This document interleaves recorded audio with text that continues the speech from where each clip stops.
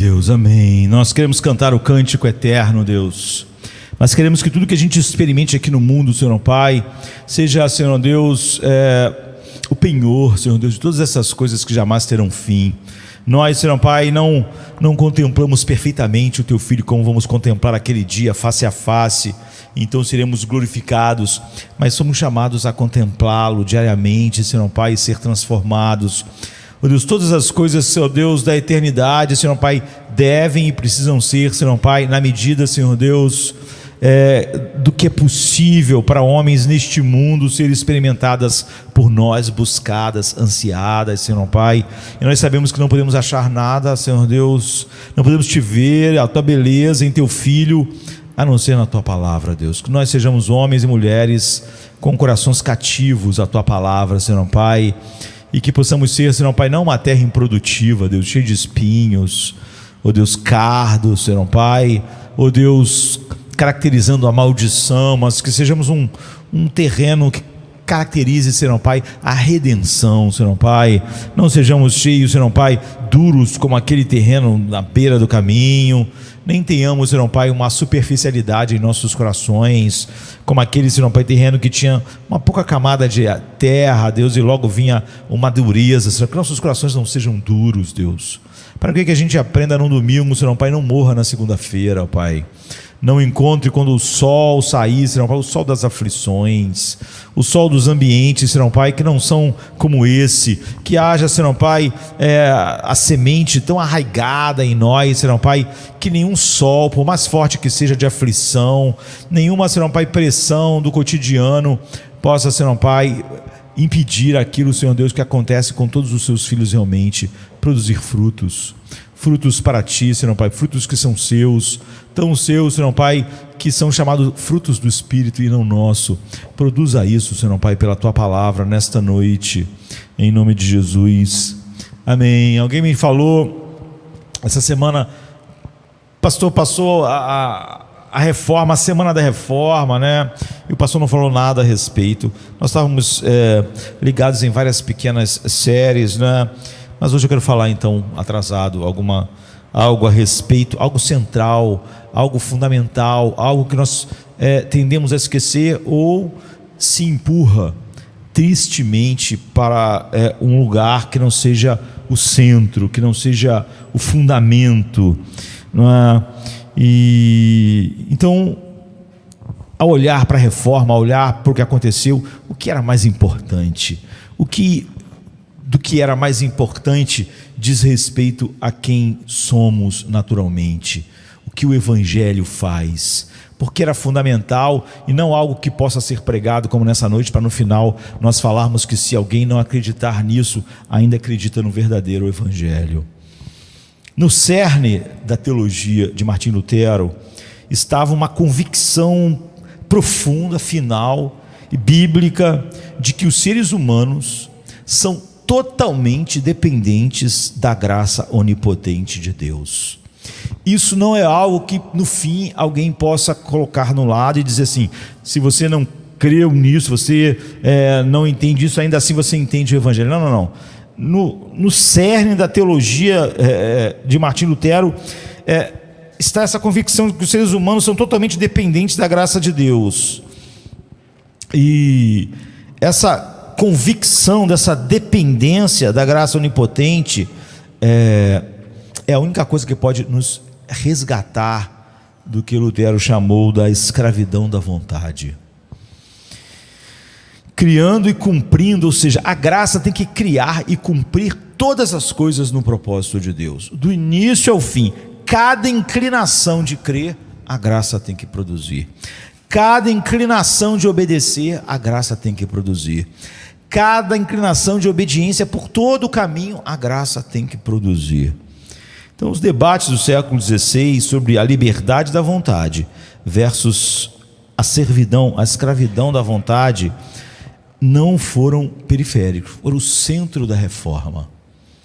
Lutero era incapaz de pregar com alguém que ensinasse o que Erasmo ensinou sobre o livre-arbítrio e dizer, queridos, eu prego isso, ele prega aquilo, mas no final tudo aqui é o Evangelho. Era incapaz, isso é o cerne, é o coração da salvação. E eles estavam debatendo a questão fundamental.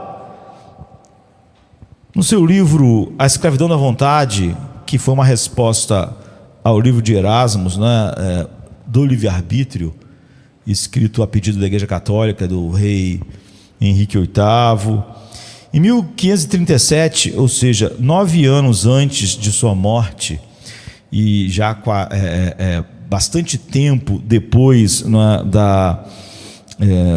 da reforma ter se iniciado, em 1537, faltando menos de 10 anos para ele morrer, ele escreveu para Wolfgang Capito, Lutero, e ele disse assim: em relação ao plano de reunir meus escritos em volumes, estou bastante tranquilo e nada ansioso. A obra de Lutero são 100 volumes. Não é? É sobre isso que ele está falando, sobre a ideia que já tinha com ele em vida de reunir toda a obra de Lutero nesses volumes, e acabou dando 100 volumes. Para você ter ideia da grandiosidade de como Deus usou homens como Lutero, 100 volumes da obra de Lutero, não é? Que ele escreveu, que ele produziu em meio a controvérsias, perseguições, fugas, enfim, perigos sem fim, vários filhos mortos, todas as lutas que se tem em vida familiar, todas as perdas. Em meio a isso tudo, ele produziu esses 100 volumes, que nós sabemos, no século XVI, foram escritos à mão, não é? Sem nossas tecnologias de consultar várias bíblias enquanto estamos fazendo, usando softwares que nos ajudam. Ele escreveu à mão esses 100 volumes. Então, se você escrever esses 100 volumes de Lutero, só copiar com a mão, com uma caneta e papel, não é? Não vou nem falar caneta tinteiro, que é mais difícil de usar, né? Levaria 10 anos para você escrever a obra dele, sem ter que pensar, só copiar a obra dele à mão. Então, a obra que esses homens produziram é enorme, e o conteúdo, né, transborda evangelho. É isso que ele está falando. Em relação ao plano de reunir meus escritos em volumes, estou bastante tranquilo e nada ansioso, porque, despertado por uma fome saturnina, prefiro vê-los todos devorados. Ele está falando isso porque na mitologia grega, Saturno engoliu todos os seus filhos, né? Então, por isso que ele usa essa expressão. Despertado por uma fome saturnina, prefiro vê-los todos devorados, pois eu reconheço que nenhum deles é realmente um livro meu, exceto, talvez, a Escravidão da Vontade e o Catecismo. Então Lutero está dizendo que de tudo que ele fez, a coisa mais importante foi a escravidão da vontade e o seu catecismo, que vai se basear no Evangelho, que tem isso como algo central. Então é notável que Lutero, de 100 volumes de obras, não é? Lutero viu a defesa da escravidão da vontade, ou seja, de que o homem não é livre, e de que o ensino de Erasmo e da Igreja Católica, infelizmente de muita igreja evangélica hoje, do livre-arbítrio, mata no cerne a salvação pela graça de Deus. E ele então achou que a sua defesa da escravidão da vontade humana e sua demolição da visão que Erasmo estava defendendo sobre o livre-arbítrio era tão crucial que, junto com o seu catecismo, é a única obra que ele achava que devia ir para a posteridade, que devia chegar até nós hoje, que devia nos alcançar, que devia ser preservada. Agora, por que essa questão era tão importante, se muitas pessoas, mesmo quando ensinam sobre elas, depois dizem que elas não são importantes? Por que para Lutero é tão central assim? Porque é assim na Bíblia. Então Lutero, em determinado momento, ele diz para Erasmo assim: no mais alto grau saudável e necessário para o cristão saber se sua vontade tem ou não algo a ver com as questões pertinentes à salvação. Ou seja, é central o homem saber se algo que ele fez, algo que veio dele, realmente foi decisivo em sua salvação. Na verdade, deixe-me dizer-lhe, essa é a dobradiça em que gira todo o nosso debate. O debate da reforma, o debate dele como o reformador e a Igreja Católica. Pois se ignoro a natureza, a extensão e os limites do que posso e devo fazer em relação a Deus, serei igualmente ignorante e incerto da natureza, extensão e limites do que Deus pode e fará por mim, pela sua graça. Ora, se ignoro as obras e o poder de Deus, ignoro o próprio Deus, roubo ele, ignoro o que ele fez, atribuo a mim mesmo. E se não conheço a Deus, não posso adorá-lo adequadamente, louvá-lo, dar-lhe graças ou servi-lo, pois não sei quanto devo atribuir a mim e a ele mesmo. Ou seja, se eu fiz alguma coisa para minha salvação, eu já não sei quantos por cento eu tenho que dar de adoração a Deus e a mim também. Se você, Erasmo, falar que Deus fez muito, mas eu fiz 10%, então 10% do meu louvor tem que ser para mim mesmo. Então Lutero sabia que Erasmo, mais do que qualquer outro oponente, havia colocado o dedo no calcanhar de Aquiles. Se que o Erasmo defendia, que era a liberdade da vontade humana, ou o livre-arbítrio como tem sido definido, se ele estivesse certo, toda a verdade sobre a salvação apenas pela graça de Deus desmoronava. O que estava em jogo na controvérsia da justificação e da controvérsia sobre todas as outras coisas estava sobre esse pilar. Tudo ia cair junto ou ficar de pé junto. E essa questão era se os seres humanos são tão pecaminosos que a graça soberana de Deus deve criar, cumprir decisivamente toda a inclinação humana para crer e obedecer em Deus, ou parte disso é feito pelo homem sem Deus. Erasmo não acreditava nisso. Erasmo acreditava que o homem tem uma participação e ela é fundamental, mas não Lutero, nem Calvino, nem Zwinglio, nem nenhum dos reformadores.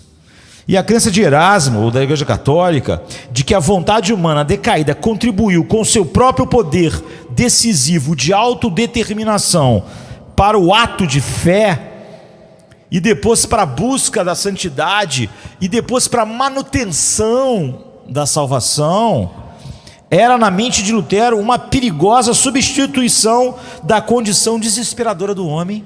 Ou seja, era uma diminuição da profundidade da perdição do homem, e era uma diminuição da obra salvadora de Cristo. Quando você diminuía a profundidade que a queda levou o homem, você diminui o que o Salvador fez. Então, no debate Lutero com Erasmo, Lutero poderia manter aquela grande réplica anselmiana, né, de Anselmo de Canterbury, que disse: não consideraste a gravidade do pecado. Foi exatamente o que Lutero falou para Erasmo. Você só acredita nisso, e a Igreja Católica, porque você não atentou para a gravidade do pecado, para o poder imenso do pecado.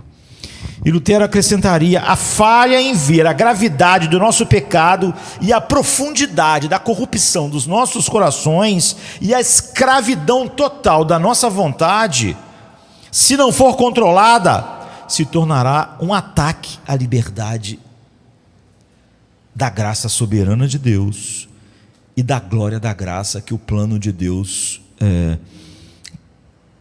tem como alvo. Então Lutero disse: atacar essa graça soberana de Deus é atacar o próprio Evangelho.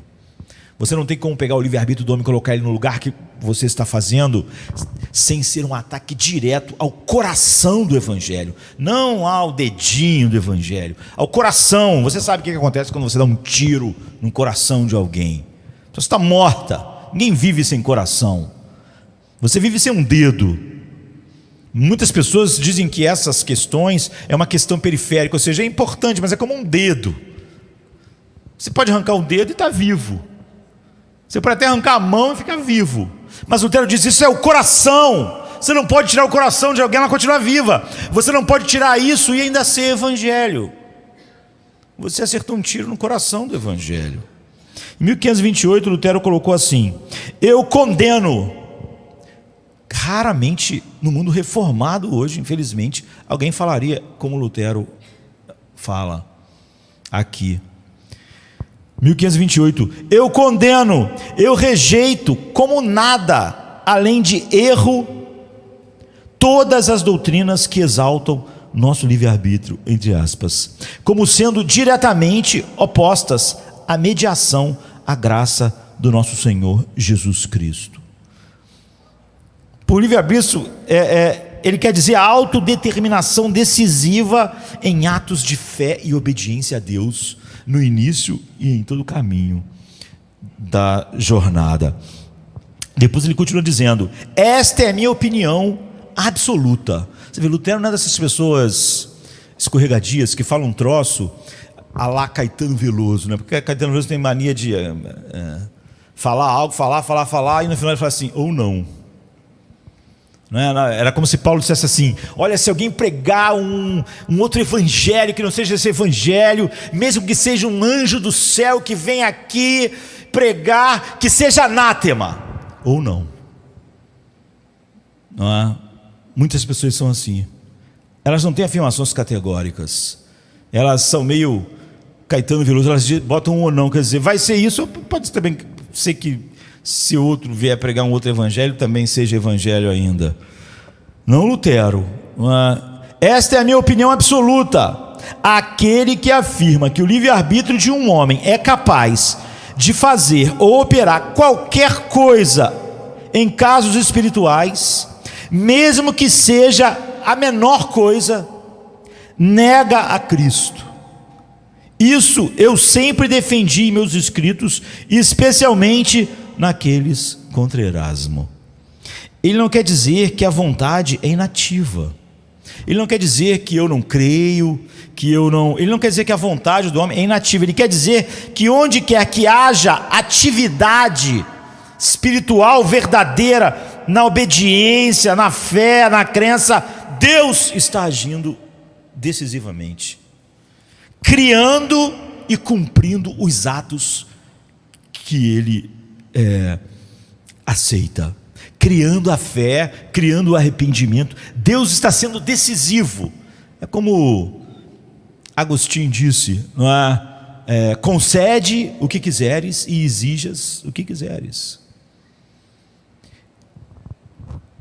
Para Lutero, a questão da escravidão do homem ao pecado e da sua incapacidade moral de crer, ou ser santo, ou manter-se salvo, né? Foi a questão fundamental da reforma, e é o ponto central do protestantismo. Não é um ponto sem o qual você ainda tem protestantismo, apesar de muito do protestantismo hoje não ter isso, não ter coração. É como um ser sem coração.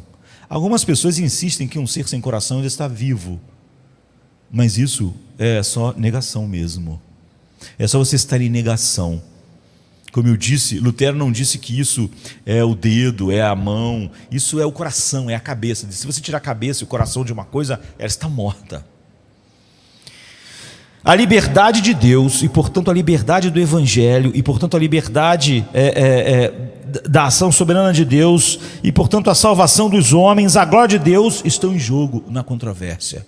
Por isso que ele acha que a controvérsia dele com Lutero, com Erasmo, sobre o livre-arbítrio, é a coisa mais importante da sua obra e que devia ser preservada. Portanto, Lutero amou a mensagem que ele deixou na escravidão da vontade, atribuindo toda a liberdade, poder e glória à graça soberana de Deus. E para nós, atribuindo apenas a completa dependência dessa graça soberana e nada mais. Então é verdade, escreveu ele, que a doutrina do Evangelho, diz Lutero, contém toda a glória, sabedoria e retidão.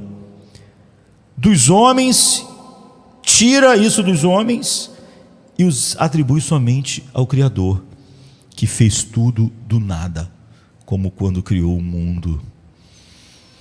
Então, o que eu gostaria de fazer em resposta a esta posição da reforma é voltar para a Bíblia, para aquilo que era a matéria-prima de Lutero, e ver como a Bíblia descreve a escravidão da vontade humana. A Bíblia fala sobre um cordão de 4 dobras, né? de 3 dobras, que fica forte. Eu diria que a escravidão da vontade humana é tão poderosa que ela tem 5 dobras. Ela é totalmente impossível de ser quebrada, a não ser pelo poder infinito de Deus. Eu quero voltar para a Bíblia exatamente para ver isso, não é? A essa posição da reforma, é voltar para a Bíblia e ver como a Bíblia descreve essa escravidão da vontade, como a Bíblia descreve o remédio da graça de Deus, e como a Bíblia responde à pergunta, se somos seres humanos tão pecaminosos que a graça soberana de Deus deve criar e cumprir todas as coisas no que diz respeito à nossa salvação, criar nossa inclinação, criar nosso arrependimento, criar nosso crer, criar nosso perseverar, manter isso até o fim. E eu espero que isso tenha um efeito bíblico sobre como você pensa, como você vê a sua salvação, como você realmente enxerga o Evangelho e a sua própria salvação, a sua própria salvação. Existem pelo menos não 5 maneiras pelas quais a Bíblia descreve a escravidão em que todo ser humano está, sem exceção. Então você já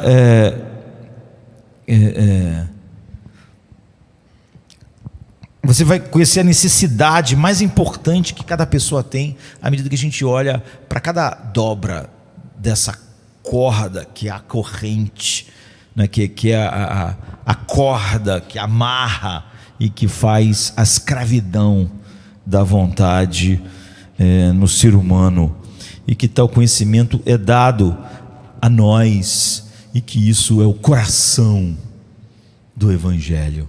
Tire isso e você tem um corpo, mas morto. Não é algo que possa ser tirado como uma mão, um dedo do pé, uma perna. Fica manco, mas vivo. Um evangelho manco, mas evangelho, está vivo. Não. Está morto. Tanto quanto Erasmo e a Igreja Católica naqueles dias. E hoje. Então, número 1, a escravidão da vontade. A primeira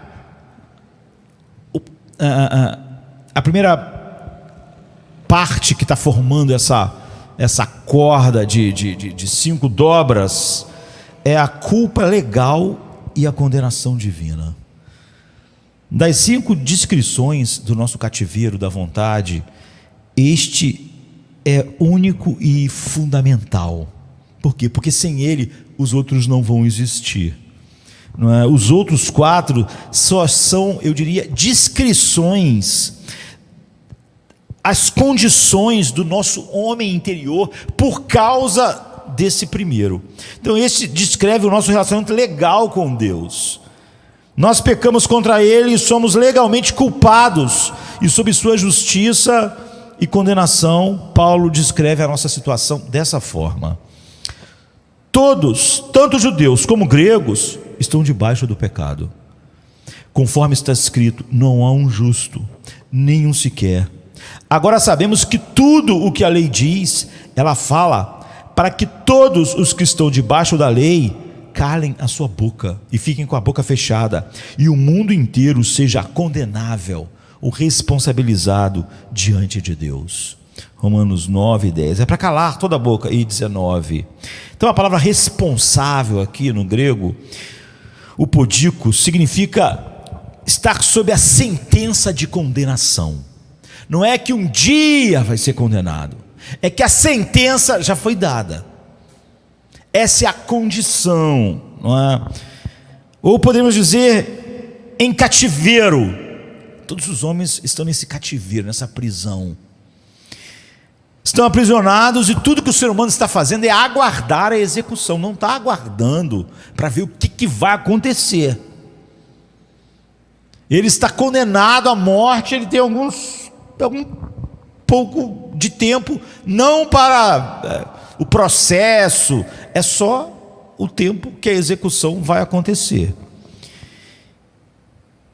Isso é, o que é execução? É o derramamento infinito da ira de Deus sobre todos os pecadores que não são levados por ele a Cristo.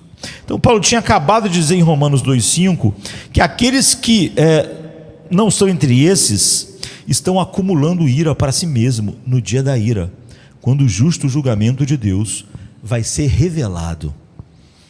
Assim como Jesus havia dito em João 3,36: quem não obedece ao Filho não verá a vida, mas a ira de Deus permanece sobre ele. Não é?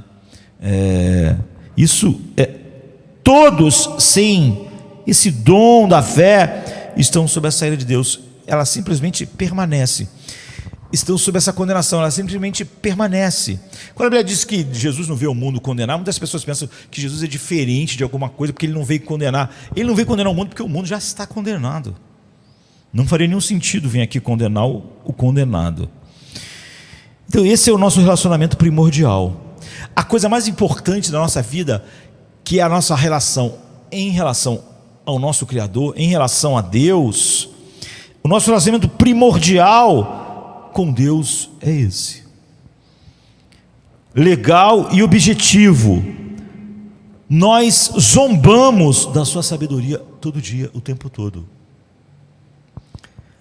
Nós zombamos da sua bondade, nós zombamos da sua autoridade com nossa preferência por tudo que não é Ele, encantando nossos corações, e nós nos deleitamos em nosso caminho, não no dele. Por isso que a Bíblia diz, quando ele fez cair a nossa iniquidade, porque nós como ovelhas, cada um se desviava pelo seu próprio caminho.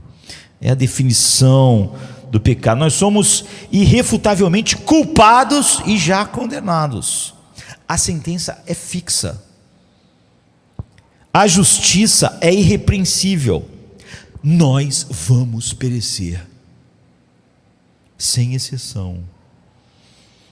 Esse é o número 1 da escravidão da vontade. É a escravidão da culpa legal e da condenação divina, na qual nós não podemos fazer nada e nem queremos. Essa é a condição. A graça não haja, e esse é o fim de todos os homens.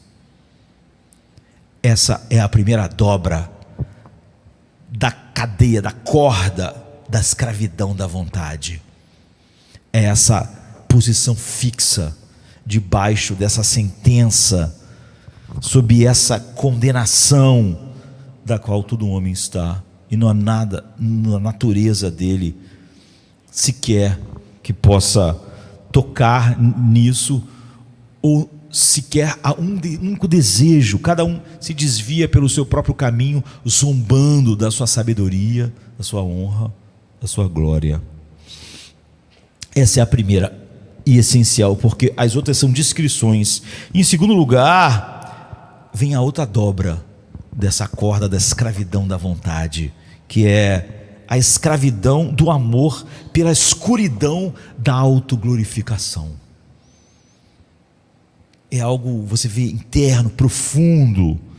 Jesus disse assim em João 3, 19 e 20: o julgamento é este: a luz veio ao mundo, e os homens amaram mais as trevas do que a luz, porque suas obras eram más.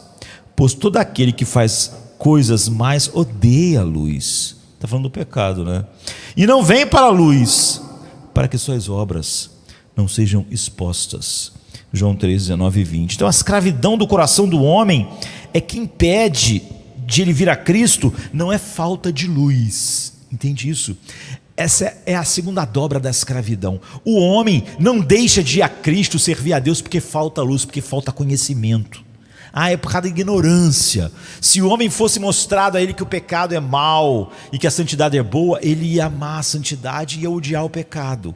É falta de luz. Não, a condenação é que a luz veio. O homem sabe, não é? O que impede ele ir não é a falta de conhecimento. Paulo vai dizer em Romanos que conhecendo Deus como Deus, não glorificaram como Deus, mas você conhecendo Deus como Deus. Mas é que há algo no homem. O homem ama as trevas e odeia a luz. Você vê como essa é a segunda coisa dessa corda. Ele ama. O homem tem um caso de amor com as trevas. É uma verdadeira escravidão. Não há escravidão maior do que o amor apaixonado, obsessivo. Você vê, não são cordas externas. O homem querendo ir para um lado, mas não pode porque ele não foi escolhido. A escravidão do amor obsessivo é uma escravidão interna. A pessoa precisa daquilo para viver. É o que ela imagina, não é? Você não pode abraçar como a coisa mais linda aquilo que você odeia. Você não pode abraçar a beleza da santidade de Deus se a santidade é o que você mais odeia. Você pode até ser obrigado a abraçar algo que você não queira, né? Alguém com uma arma na sua cabeça, você abraça quando você odeia, mas você não pode abraçar com deleite o que você odeia. É uma escravidão interna, há um impedimento interno. Você odeia a luz veio, mas você ama as trevas. Você ama. Você não pode. E você não pode repudiar como escuro, feio, o que você ama. Da mesma maneira que você não pode abraçar com deleite o que você odeia, você não pode repudiar como algo repugnante o que você ama e deseja. Você não pode, você vê, é uma impossibilidade. E ódio e amor não são decisões, simplesmente. Ódio e amor estão por trás das decisões. Eu abraço o que eu amo. A minha decisão de abraçar está ligada aos meus amores. A minha posição de me afastar está ligado aos meus ódios. São profundas preferências controladoras do paladar da alma. Essas preferências são controladoras. Então a escuridão para o homem natural tem um gosto bom. A escuridão é uma delícia.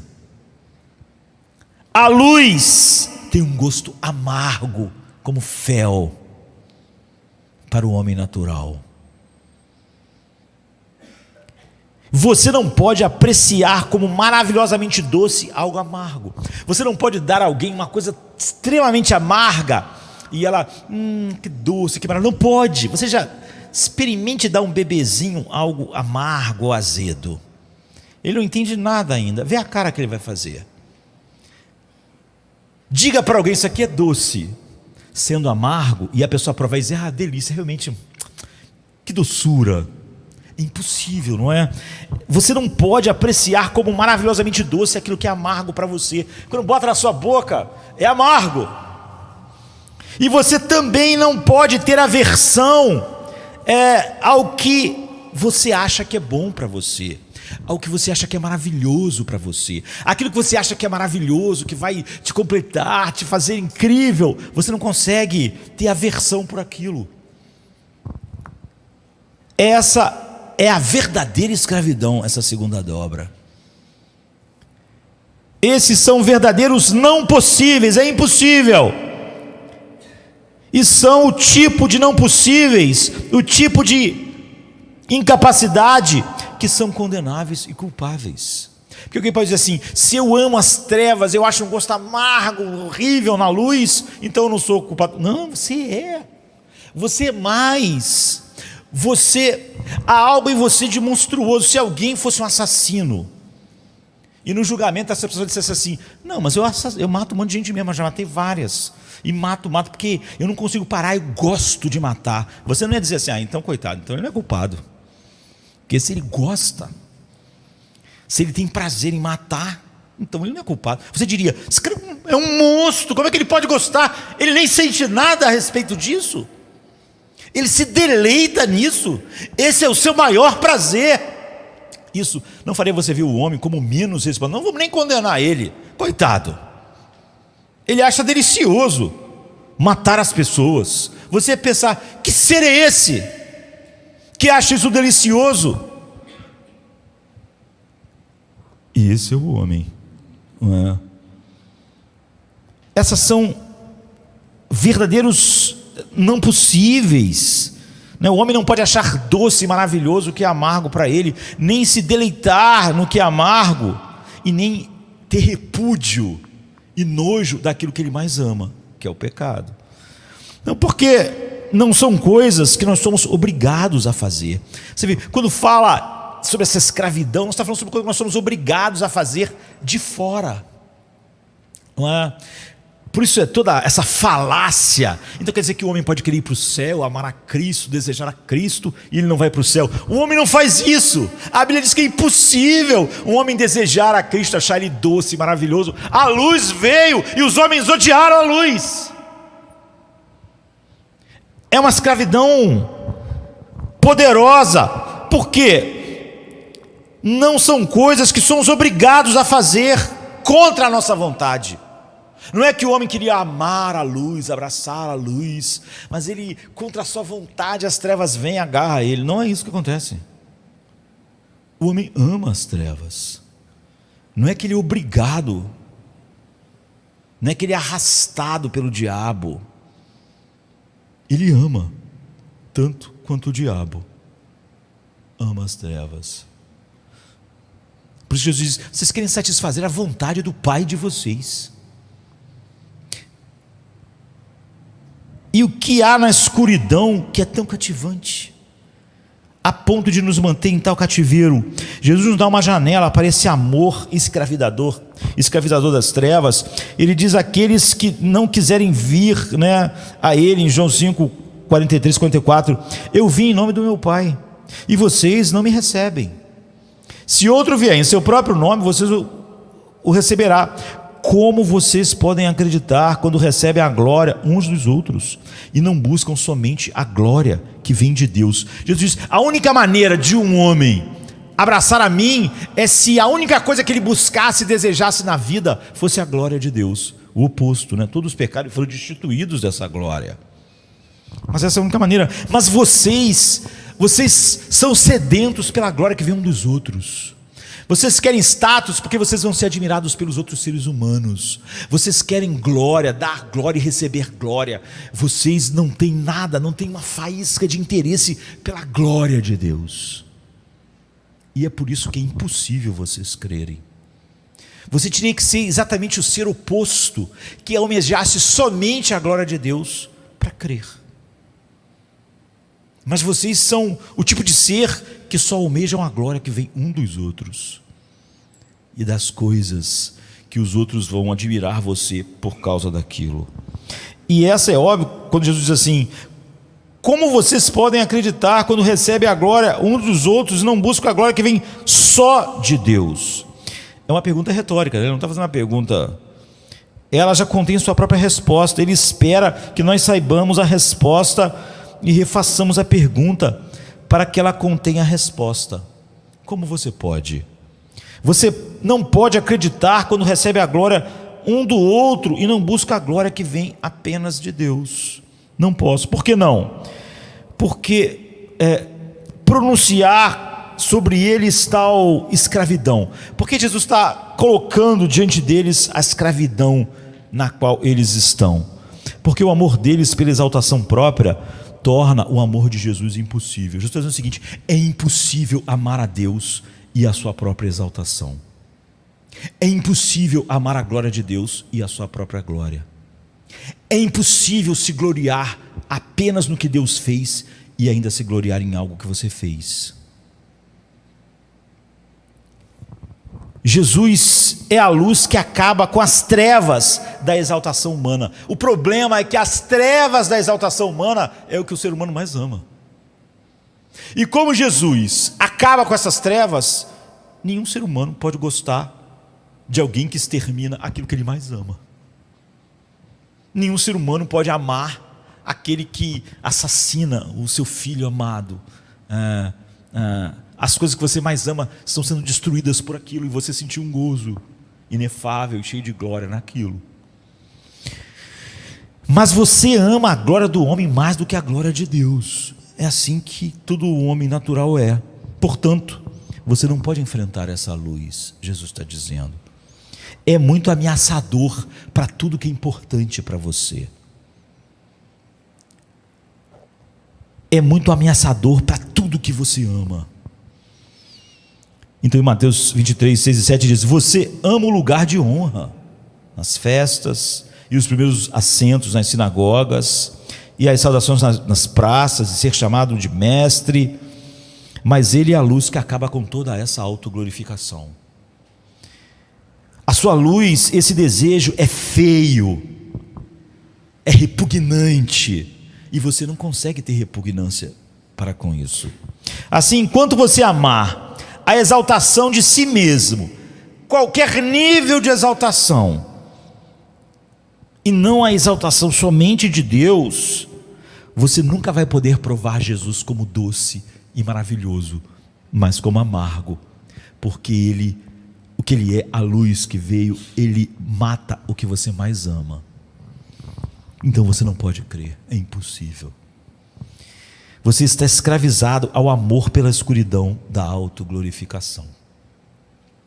Então você tem aquela primeira corda legal, e agora você tem essa segunda, a primeira dobra, então você tem essa segunda dobra de ser escravizado pelo amor da escuridão, pela autoglorificação. A terceira dobra é a escravidão do ódio pela supremacia de Deus. A terceira dobra da escravidão da vontade, e por isso que Lutero dizia que esse é o coração do Evangelho. A terceira dobra é a escravidão do ódio pela supremacia de Deus.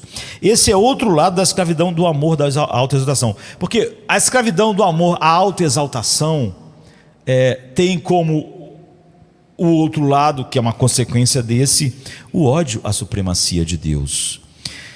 Mas recebe uma atenção especial do apóstolo Paulo em Romanos 6, 8, de 6 a 8. Ele diz assim: a mentalidade da carne é do homem natural, do homem menos a obra soberana do Espírito Santo, do homem como ele nasce no mundo. A mentalidade da carne é a morte.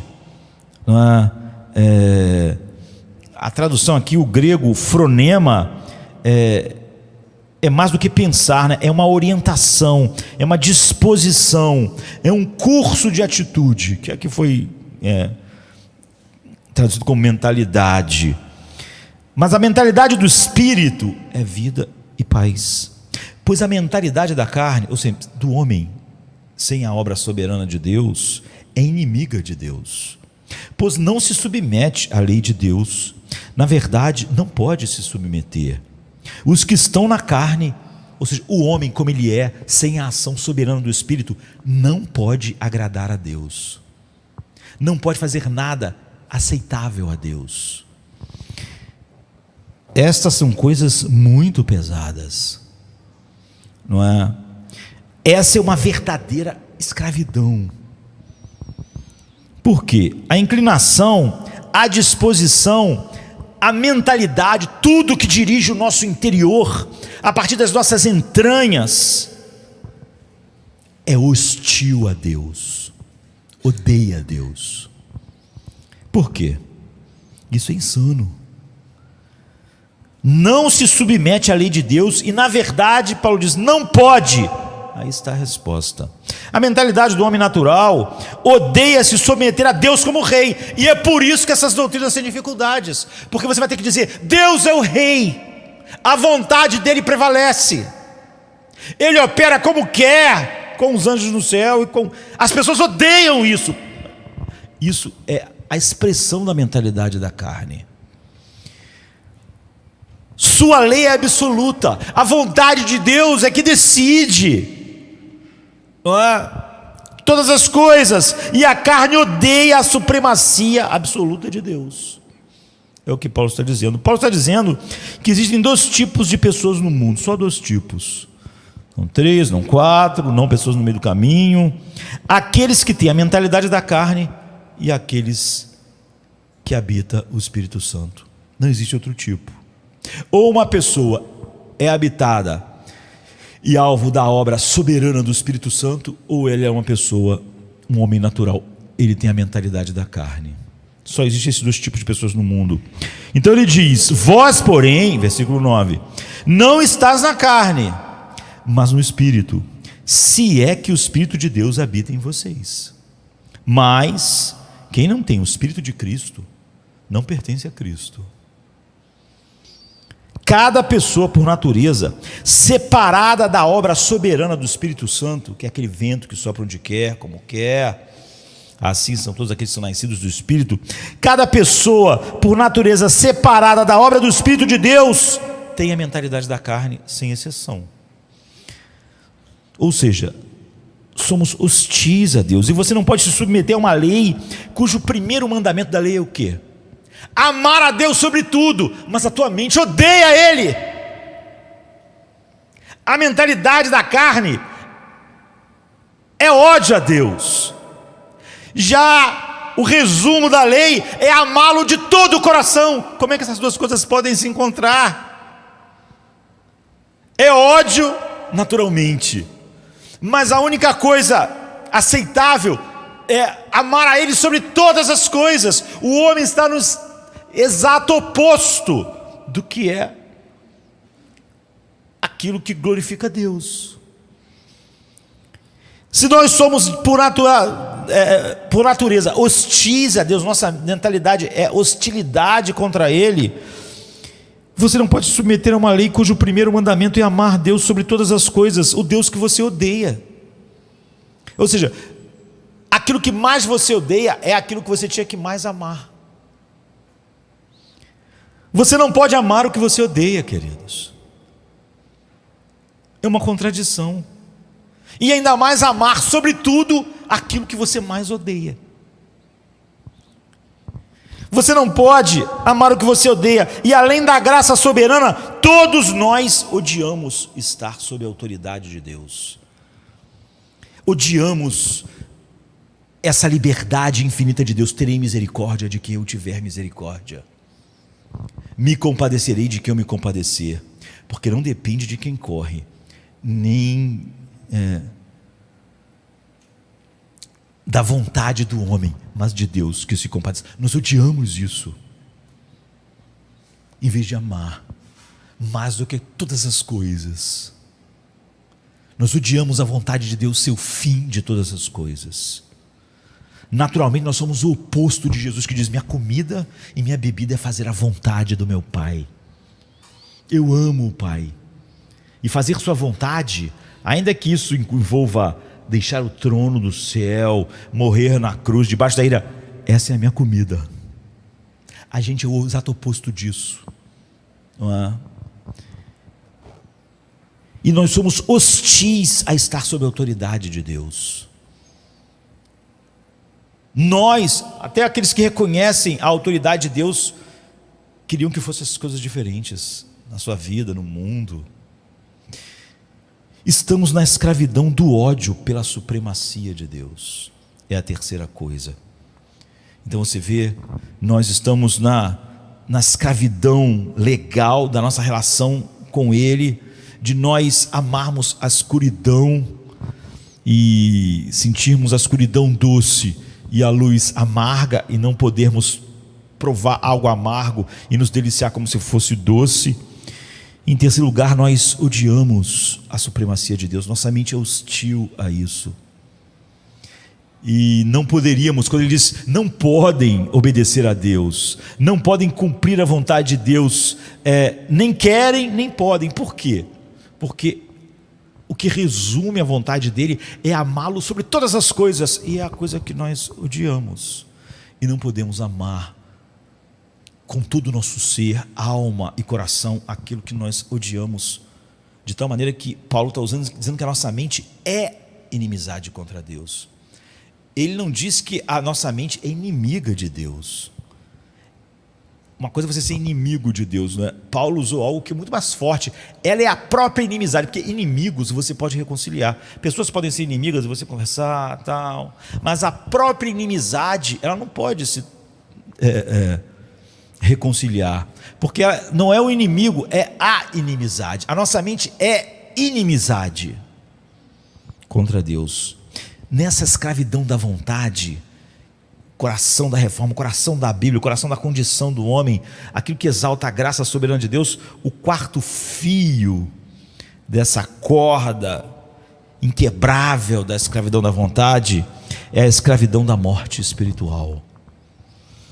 Quando um dos seus discípulos disse a Jesus: Senhor, deixa-me ir primeiro sepultar meu pai, Jesus respondeu: segue-me e deixe os mortos sepultarem os seus mortos. Mateus 8, 21. E na parábola do filho pródigo, o pai implorou, falou com o irmão mais velho, que ele comemorasse, dizendo assim: o teu irmão estava morto e reviveu. Lucas 15, 32. E Paulo pega essa linguagem, e descreve todo mundo nessas condições, sem exceção. Essa é a quarta dobra da corda da escravidão, do qual o homem não podia, não desejava, odiava a ideia de sair. Paulo diz em Efésios 2, de 1 a 3: você estava morto nas ofensas e pecados em que uma vez andou, seguindo o curso deste mundo, seguindo o príncipe das trevas, sendo arrastado, seguindo o príncipe das potestades do ar, o espírito que agora opera nos filhos da desobediência, entre os quais todos nós já vivemos nas paixões da nossa carne, realizando os desejos do corpo e da mente. Quer dizer, quando nós realizarmos todo o desejo da nossa mente, ele é totalmente hostil a Deus. Ele é seguir o príncipe das potestades do ar, do espírito que opera nos filhos da desobediência, simplesmente seguir os desejos da mente. Entre os quais todos nós já vivemos nas paixões da nossa carne, realizando os desejos do corpo e da mente, e éramos por natureza filhos da ira, como todo o resto da humanidade. Efésios 2, de 1 a 3. Então, a parte da graça vivificante de Deus, toda a humanidade está morta em delito e pecado. E Paulo descreveu essa morte, essa hostilidade, esse amor às trevas. Toda a humanidade segue o príncipe das trevas. Essa é a nossa verdadeira natureza. É a nossa natureza, não é uma roupa que a gente veste, não é algo que a gente toma, é a nossa próprio DNA, é a nossa natureza, é a nossa aversão a Deus e esse amor às trevas, descrito como mortos em delitos e pecados. Toda a humanidade, Paulo está dizendo, está em sintonia perfeita com os desejos da carne e da mente, e portanto eles são filhos da ira e seguem alegremente o príncipe das potestades do ar, das trevas. Por natureza, eu vivo em sintonia com desejos da mente e do coração que excluem completamente o Deus Santo. Por natureza, nós somos conduzidos pelo curso do mundo e por natureza, não pelo cangote, mas pela natureza, pelas nossas entranhas, pelos nossos desejos, por aquilo que nos define, nós somos guiados pelo príncipe das trevas. E a desobediência, então, não é apenas uma escolha nossa, é a nossa natureza. Essa é a escravidão das escravidões. Todo ser é escravo de sua natureza. Satanás é escravo da natureza dele, ou seja, ele age invariavelmente de acordo com a sua natureza. Ele é inimigo de Deus, ele não tem prazer em Deus, ele sabe o que a palavra arrependimento quer dizer, e ele sabe ensinar o que o arrependimento é, mas ele nunca pode experimentar deleite por Deus, um coração quebrantado, e nós somos assim. E em todas essas ofensas e pecados, nós estamos espiritualmente mortos, ou seja, mortos para Deus, vivos para esses delitos e pecados, totalmente incapazes de sentir um impulso sequer santo, um impulso sequer em direção a Deus, um desejo sequer de santidade, um vislumbre de beleza naquilo que nós achamos mais feio, Deus. Para que houvesse essas coisas, nós tínhamos que achar Ele o ser mais lindo e amarmos Ele de todo o coração. Essa é a escravidão da morte espiritual, a quarta dobra da corda da escravidão da vontade humana. E a quinta, a escravidão da cegueira para a glória de Cristo. Em 1 Coríntios 2, 6 e 8, Paulo diz que transmite uma sabedoria que nunca um homem natural, todos nós, poderíamos compreender, a não ser que primeiro fôssemos transformados soberanamente para sermos espiritualmente vivos. Não há nada que ele ensine que possa ser vista como sabedoria para o homem natural. Ele diz assim: não é uma sabedoria desta era, deste mundo, desta cultura, da era dos homens ou dos governantes dessa era, que estão condenados a morrer. Mas nós comunicamos uma sabedoria secreta e oculta de Deus, e que Deus decretou antes dos séculos para a nossa glória. Nenhum dos governantes desta era entendeu isso, pois se a tivessem entendido, não teriam crucificado o Senhor da glória. Por que eles não entenderam essa sabedoria de Deus? Porque ela era falada numa língua estranha, porque ela era falada numa língua como se alguém tivesse falado o egípcio antigo comigo, o grego antigo. Eu consigo entender o que os caras dizem aí. Não importa como você fale com alguém que não entende a sua língua, ele não entende. Eu achava engraçado, meu pai, volta e meia tinha o pessoal, né, dos Estados Unidos aqui, faziam uma obra de missão no Amazonas, e tinham lá uma estrutura, né, e todo ano eles vinham, e sempre que eles vinham aqui e ficavam um pouco no Rio, e antes de ir para lá e ficar lá um mês, enfim, era uma igreja, um conjunto de igrejas que tinha essa obra missionária no Amazonas. Então eles vinham, passavam uma semana aqui, ficavam aqui nos cultos e tal, e depois iam embora. E meu pai, não sabia falar inglês, mas meu pai, ele achava, eu acho que muita gente acha isso, que se você falar devagar e alto, as pessoas entendem um outro idioma, né? Então meu pai fazia isso. Feijão, você quer feijão? O cara ficava com o olho arregalado, né? Feijão. E ele achava que se falasse devagar, pausado e claro, uma pessoa entende outra língua. Imagina um chinês falando com você assim, ou um japonês, né? Bem devagarinho, sílaba por sílaba. Meu pai achava que se ele falasse isso, Jesus, não sei o que, o cara não entendia nada. Não importa, não é sua língua, você não entende. Pode falar devagar, falar com calma. Vai dando uma agonia em quem está ouvindo, né? Porque é óbvio que o cara querendo agradar está tentando entender. Não entende nada.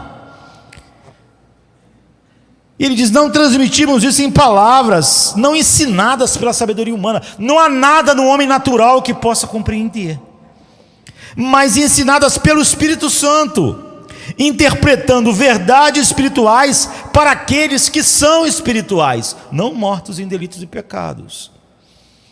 A pessoa natural não aceita as coisas do Espírito. Que pessoa natural? Todo mundo que não foi regenerado. A pessoa natural não aceita as coisas do Espírito de Deus, pois lhes são loucura, e não é capaz de entendê-las, porque são discernidas espiritualmente, e eles estão espiritualmente mortos. Então aqui não é simplesmente como a história do meu pai, que é difícil de entender.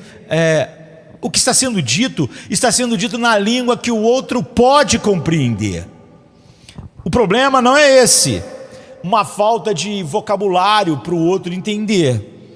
A pessoa natural, que acusação abrangente, né? Toda a raça humana, pessoa natural. A pessoa comum.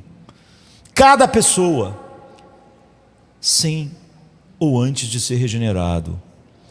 A pessoa natural não aceita as coisas do Espírito de Deus. Agora você pergunta, por que não? Por que não aceita?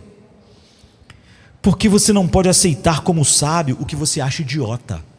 Se alguém diz para você a maior idiotice, você não pode pensar, que gênio, que coisa maravilhosa, essa pessoa é muito inteligente. Se ela fala para você a maior asneira que você já ouviu, você não pode ver isso como sábio. Sob todo o teu conhecimento, sobre tudo que você sente, sobre tudo que você é, aquilo é horrível, é estúpido. Portanto, você não pode entender. Imagine um canibal tentando me explicar as delícias do preparo de outro ser humano com azeite. Eu só consigo passar mal. Não é que eu não estou entendendo o que ele está dizendo, mas o que ele está dizendo para mim é tão horrível que eu nunca vou poder ver nada bom naquilo. O homem natural só pode ver sabedoria naquilo que ele acha precioso. E o homem natural só pode ver então a sabedoria, entre aspas, de um Cristo crucificado como algo tolo e estúpido, para ser a coisa que vai fazer todas as coisas e dar todo o sentido, e dar toda a alegria, e dar todo o deleite e toda a razão da minha vida. Como muitos cristãos acham também, infelizmente, nominais, óbvio. Essas coisas que Paulo diz são loucura para ele, e ele não pode entendê-las, porque elas só podem ser vistas espiritualmente. Ele é cego para essa glória peculiar, essa glória de Cristo, essa beleza do Cristo crucificado, a beleza da cruz. Ele é cego para a ideia de eu me gloriarei apenas na cruz de Cristo e nada, não vou me gloriar no meu dinheiro, não vou me gloriar na minha saúde, não vou me gloriar em ter mais anos de vida, não vou me gloriar em ser respeitado pela comunidade, ser respeitado pela cultura. Eu só me glorio na cruz. Ele acha isso a maior tolice do mundo. Por que alguém se gloriaria nisso e em mais nada?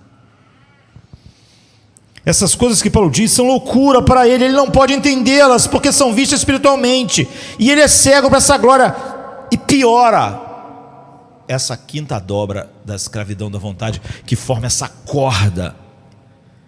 Você, quão profunda é a escravidão da vontade humana?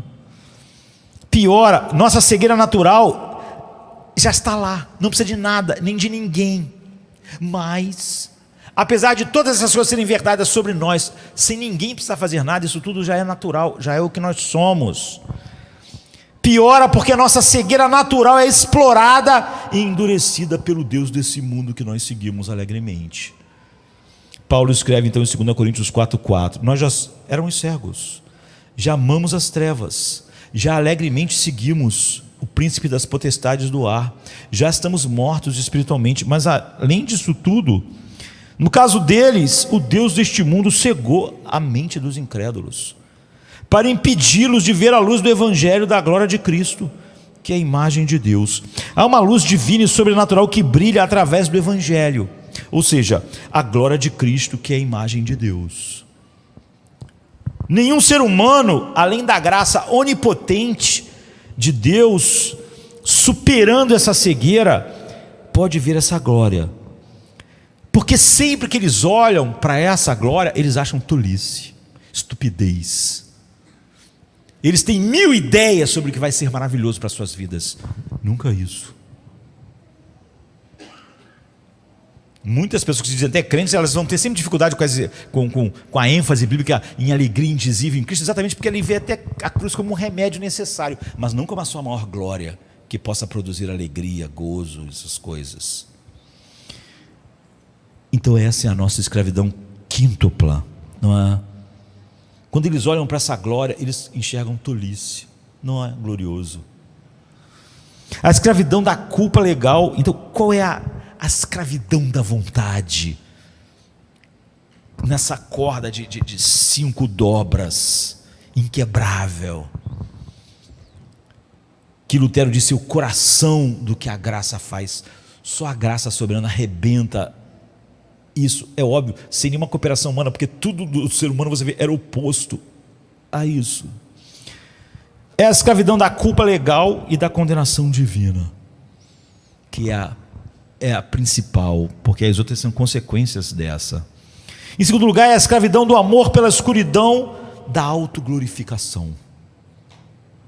Em terceiro lugar, é a escravidão do ódio pela supremacia absoluta de Deus. Em quarto lugar, é a escravidão da morte espiritual.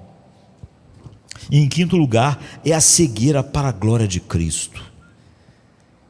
E a glória da graça de Deus é que, apesar de toda a nossa culpa, daquela primeira corda, e todos os nossos amores perversos, que ama toda escuridão e acha doce as trevas e amarga a luz, apesar de todos os nossos amores perversos, apesar de todo o nosso ódio à autoridade final de Deus e não à nossa vontade, apesar de toda a nossa morte nos deixando como um cadáver frio para a doçura de Deus,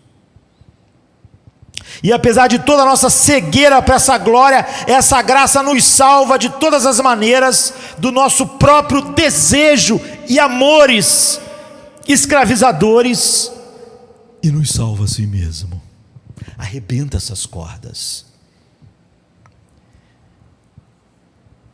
Para a escravidão da nossa culpa, que é a primeira dobra, Deus diz: Cristo levou nossos pecados em seu corpo sobre o madeiro, para que morrêssemos para o pecado e vivêssemos para a justiça. 1 Pedro 2, 24.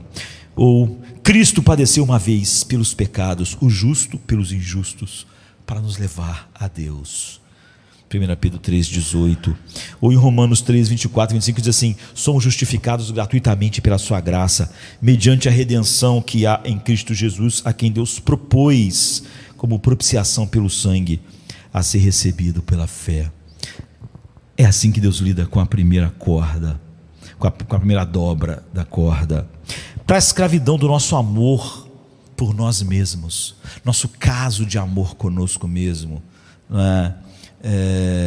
Nossa autoglorificação. Ele diz: eu lhe dou o dom do arrependimento que conduz ao conhecimento da verdade, para que você caia em si e escape da armadilha do diabo, depois de ter sido capturado por ele para fazer a sua vontade. 2 Timóteo 2, 25 e 26. O arrependimento dos maus amores é obra soberana de Deus, porque quem se arrepende dos seus grandes amores?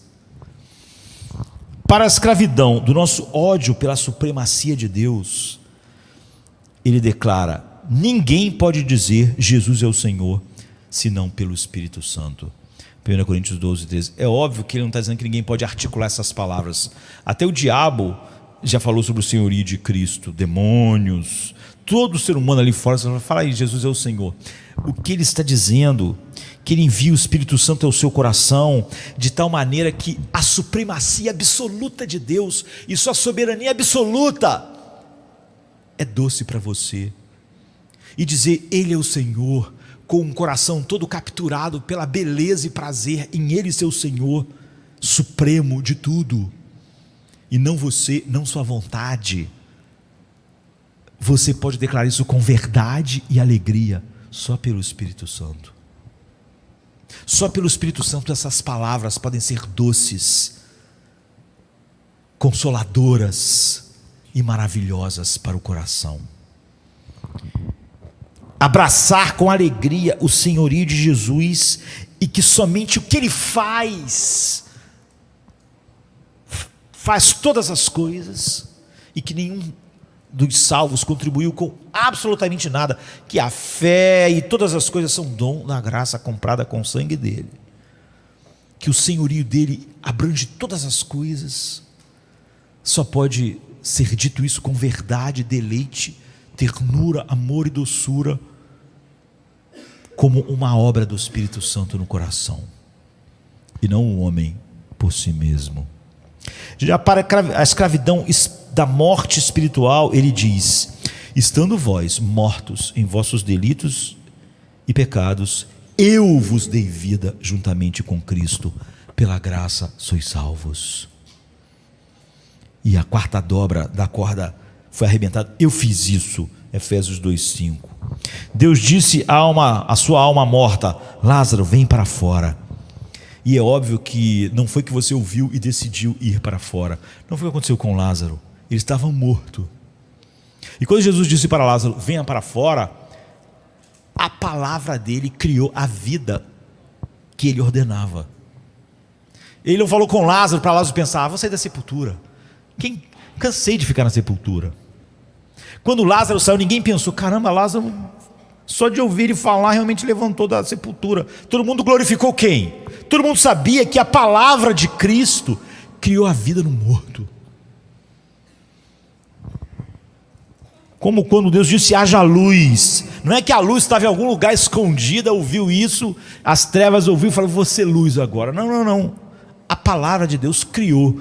Há uma grande diferença entre a palavra de Deus e a nossa. A nossa palavra não cria nada, não é?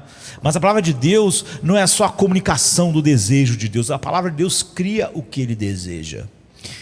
E quando Ele diz para o leproso, diz: se quiseres, pode me limpar. E ele disse o que? Quero ser limpo.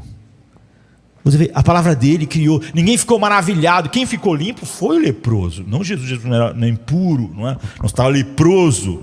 Quem fica limpo é o leproso. Mas é óbvio que o poder e o querer foi de Jesus. Eu quero ser limpo. Se ele não quisesse, ele não seria limpo, não é? E para a escravidão da cegueira para a glória de Cristo, Deus diz: haja luz, e instantaneamente o brilho sobrenatural da beleza da luz de Cristo brilha sobre nós. Paulo descreve isso assim em 2 Coríntios 4:6. Brilhou em nossos corações. Para quê?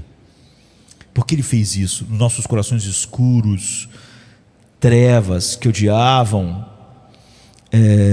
a beleza de Cristo, que viam sua beleza no oposto do que Ele era.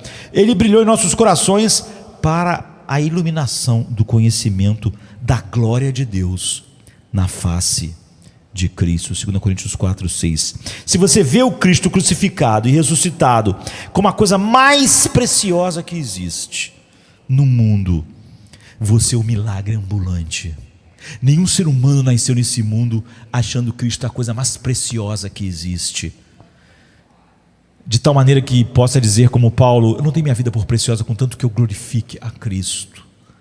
Ele é a preciosidade para os que creem, diz o apóstolo Pedro. Ele é tudo em todos. Ele é tudo para nós. Quem experimenta Cristo assim é um milagre ambulante. Lutero estava certo. Essa verdade da escravidão da vontade e da salvação soberana não é um dedo do evangelho que você pode tirar, ou uma perna, que ainda é o evangelho, só que agora é um evangelho perneta, mas é o evangelho. Isso que nós vimos aqui é o coração do evangelho. Tire isso, pregue o livre-arbítrio como Erasmo, e você não tem mais o evangelho. O ensino da igreja católica, de Erasmo e de grande parte da igreja protestante hoje, do livre-arbítrio, mata cada uma dessas realidades e diz que é mentira cada uma dessas escravidões que a Bíblia disse. Cada uma dessas 5 diz que o homem não é nada disso e pode de alguma maneira ele mesmo amar o que ele mais odeia, ver beleza no que ele acha mais feio, sentir doce aquilo que ele acha mais amargo, ver como belo o que ele acha mais monstruoso, amar o que ele mais odeia, que ele consegue amar a Deus sobre tudo, quando Deus, a sua mente é a própria inimizade contra Deus, é a negação de todas as afirmações da condição do homem e da salvação, é o coração do evangelho. Lutero não estava brincando de reforma para no final dizer que tudo aquilo era um pé, que o evangelho de Erasmo não tinha perna, mas ainda era um evangelho que podia ir pela cadeira de rodas, ou podia ir com uma muleta. É por isso que ele diz: eu nego enfaticamente. Lutero estava certo. A menos que nós sintamos o poder, a difusão, o perigo eterno da escravidão da nossa vontade, nós nunca vamos ver, saborear ou cantar a glória da soberana graça de Deus de verdade. Então, de volta à questão principal para encerrarmos. Os seres humanos são tão pecaminosos que a graça soberana de Deus deve criar do nada. Na verdade, mais do que do nada, lá na criação original era só um nada. Aqui a oposição. Deus deve, nessa questão, então o ser humano é tão pecaminoso que a graça soberana de Deus deve criar, cumprir decisivamente cada inclinação humana para crer, obedecer e perseverar. Deve realmente fazer tudo, operar o crer, o desejar e o fazer. Deve fazer tudo em nós. A resposta de Lutero e a resposta de todos os reformadores foi sim. Não há nada que seja exigido, que Deus aceite, que Ele mesmo não tenha que criar, ou que não tenha sido comprado pelo sangue de Cristo para aqueles que o Pai deu a Ele. A minha conclusão, e a conclusão das Escrituras, é que a resposta é óbvia dos reformadores, é exatamente o que a Bíblia diz. O pelagianismo está errado. O homem caído não pode criar suas próprias escolhas santas ou sagradas, de forma nenhuma. Mas o semi-pelagianismo está errado. No ato de fé e da busca de santidade, o homem não completa a graça preveniente de Deus. Ou seja, como o arminianismo diz, Deus não faz algo, dá uma graça a todo mundo, e aí cada um vai fazer o que quiser com aquela graça, vai colocar a sua parte. Se eu colocar a minha parte na graça preveniente de Deus, então eu sou salvo. Se eu não coloco a minha parte, tudo desmorona, porque a minha parte é a parte decisiva. Isso está errado e não é o Evangelho. Não importa, alguém diz assim, mas John Wesley, não importa os nomes, nós estamos falando sobre a Bíblia, sobre a palavra de Deus. Para Lutero não importava a igreja, nem Erasmo, nem toda a tradição. O que importa é o que a Bíblia diz sobre a condição humana e como Deus salva o homem. Se o humanismo acha isso muito humilhante, se o humanismo acha que isso é degradante para a dignidade do ser humano, problema do humanismo. Nós não pregamos o humanismo. O primeiro humanista secular não foi um homem, foi uma serpente no jardim, que disse para o homem: vocês serão como deuses, vocês conhecerão bem e o mal, será maravilhoso, vocês serão ótimos como Deus é ótimo. O poder e a difusão de nossa escravidão é tal que Deus deve criar e cumprir decisivamente o ato de fé e a busca da santidade e manter a nossa fé passo a passo. Quando Jesus disse para Pedro assim: Pedro, o diabo pediu para te ser andar, mas eu já orei para a sua fé não ser destruída. Por que a fé de Pedro nunca vai ser destruída? Por causa do seu sacerdote, do seu rei, do seu pastor, que intercede por ele, que o salvou, que concedeu a ele todos os dons, o querer e o efetuar. Porque ele não fez isso há um tempo atrás, porque ele continua intercedendo por nós, zelando por nós, até que cada um de nós esteja em casa. Eu não perderei nenhuma das ovelhas que meu pai me deu. Elas se perderiam fatalmente. Ele é que não perde elas. Deixasse elas, a ovelha Josemar, por conta própria, e ele logo estaria perdido. Quando Paulo expressa a busca cristã pela piedade, ele não retrata como Deus fazendo parte e nós fazendo outra parte. Ele não faz isso. Ele ora que Deus cumpra todo propósito de bem e toda obra de fé com o seu poder em vocês. Que Ele cumpra tudo. 2 Tessalonicenses 1:11. E ele retrata assim, quando ele fala sobre ele falou isso sobre todos nós: pela graça de Deus, eu sou o que sou, e a sua graça para comigo não foi em vão, pelo contrário, trabalhei mais do que todos eles, embora não fosse eu, mas fosse a graça de Deus em mim. A obra de Paulo não foi acrescentada à obra de Deus, ela foi produzida pela obra de Deus. A obra de Paulo não completou a graça de Deus. A obra de Paulo era o fruto da graça de Deus. Contudo, não eu, mas a graça que fez essas coisas. Por isso ele diz: não eu, não fui eu, foi a graça. Não é que eu juntei a minha parte com a graça, não é que eu completei a graça, não eu, a graça. O que eu fiz foi o resultado da graça, do operar da graça, e não o somar do que eu faço com a graça. E é assim que ele instruiu todo mundo a viver: desenvolvei a vossa salvação com temor e tremor, porque Deus é quem efetua em vós tanto querer como efetuar, segundo a sua boa vontade soberana. Filipenses 2:12-13. Nosso trabalho nunca é adicionado ao trabalho de Deus. Nosso fruto nunca é o resultado da ajuda do Espírito Santo. O fruto é do Espírito Santo. É produzido por Ele em nós. Ele não é o adubo, o incentivo, a chuva. E nós produzimos. Ele produz. É o fruto do Espírito.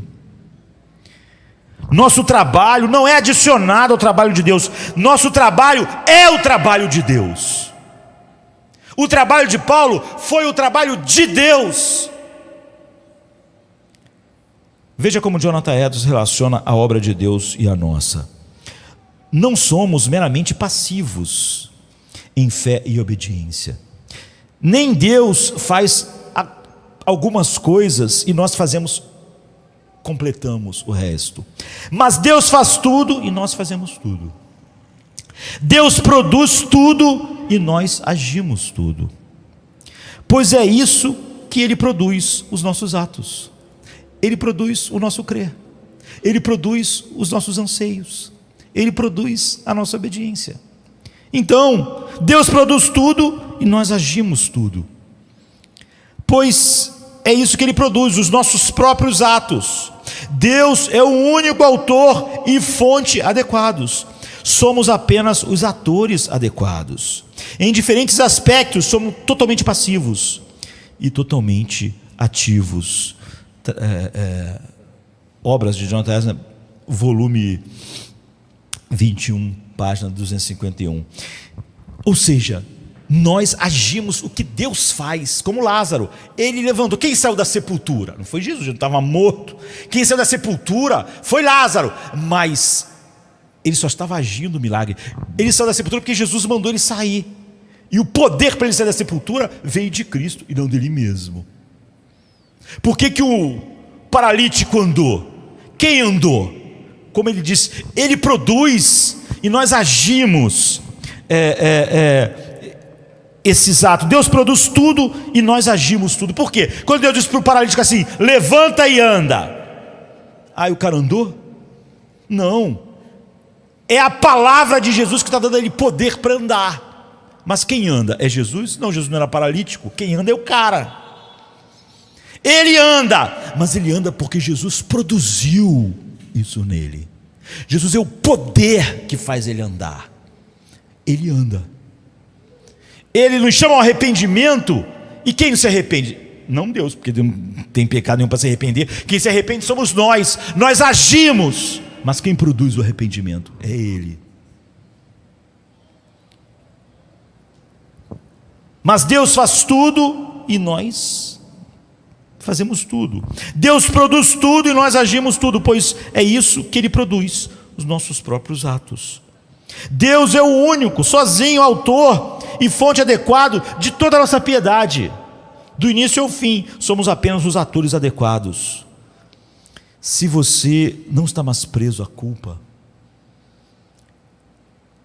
que é a primeira dobra, se você não está mais cego, se agora você ama a luz e se deleita na exaltação da glória de Deus e não na sua própria glória, se você ama a autoridade dele sobre todas as coisas, acima de tudo que você podia chamar de autonomia na sua criação, se você se saboreia na glória de Cristo crucificado, como o maior tesouro do universo, você deve tudo isso à graça livre e soberana de Deus. Não apenas porque Deus deu início à sua vontade morta e esperou para ver o que você faria com sua suposta autodeterminação decisiva, mas porque daquele dia até a eternidade, a graça de Deus será o cumpridor decisivo e o produtor de cada ato santo que você já realizou e irá realizar. Irmãos, é um erro colossal pregar apenas a nova liberdade, a nova identidade de crentes em Cristo, não pregar a escravidão como ela é, porque não se pode entender do que o Evangelho nos libertou sem entender a condição do homem. E é por isso que Lutero diz que a escravidão da vontade é a sua obra mais importante, porque se você perde isso, você perdeu o coração do Evangelho. Está morto. Tem um corpo, mas está morto. Não é um dedo. Não pegue essas doutrinas e diga que elas não são essenciais. Elas não são uma perna. Um homem pode viver sem uma perna, sem uma mão, mas o homem não pode viver sem coração, sem uma mente. E isso é o coração do Evangelho. Sem o conhecimento da sua antiga escravidão, da sua dependência diária, radical, da graça soberana, como você sequer conceberá o que é essa graça da glória de Deus pelo qual Ele fez todas essas coisas? Como eles sentirão o grau de gratidão pela graça que eles devem sentir? Lutero disse: eu sequer saberia se eu teria que louvar a Deus por 95% da minha salvação e a mim mesmo por 5%, ou eu louvar a Deus de todo o coração por 99% e dar 1% de glória a mim mesmo pelo que eu fiz da minha salvação. Não saberia. Estaria morto, estaria estragado. A graça de Deus não será glorificada verdadeiramente numa igreja verdadeira até que seja dito de coração: pois dele, por ele e para ele são todas as coisas, inclusive a minha fé, a minha obediência, cada ato de piedade agora e na eternidade. E então para ele é a glória para sempre. Amém. É um só lhe deu glória. Essas 5 dobras claramente mostradas na Bíblia de quão profunda é a escravidão interna do homem, mostra a grandiosidade da glória da graça de Deus na salvação de um único pecador, que dirá de toda a companhia dos eleitos de Deus. Vamos ficar de pé, vamos orar.